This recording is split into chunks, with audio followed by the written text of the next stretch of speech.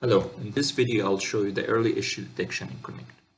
First you go to Inspect Qnect, button number 3, and then you click on Inspect. In this model here, we ran Qnect for all the model. We selected all the parts and we click Qnect Design button 1 and button 2 and we imported the connections. And the result, some connections were imported and other ones were coming back with red flag on them. So we're going now to use early issue detection to know why those connections have red flags.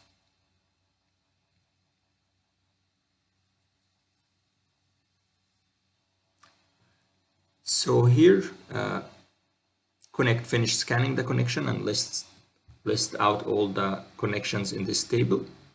So I'm going to filter here to show only the ones with issue. So I'll hide the connected members and we'll show the no connected members.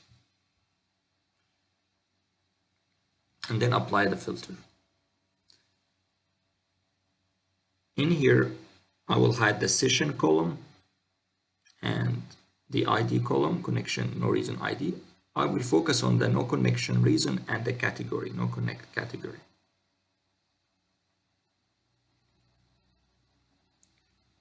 All right. So put this down and let's go through those ones one by one. So this one here, not connected due to being a column splice connection. Qnect does not support this, and under the category it says connection engineer, which means you need to design to send to the connection engineer for design.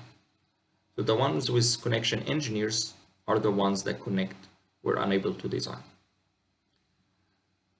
The ones with EUR question, like this, for example, it says not connected due to missing forces. So this, we need to send an RFI because that beam doesn't have loads on it, as you can see here. So it's an EUR question. Another type of things that Qnect identified is erection check. So this beam-to-beam connection is very close to another beam-to-beam connection. It may cause an erection problem here. So it highlights this issue here.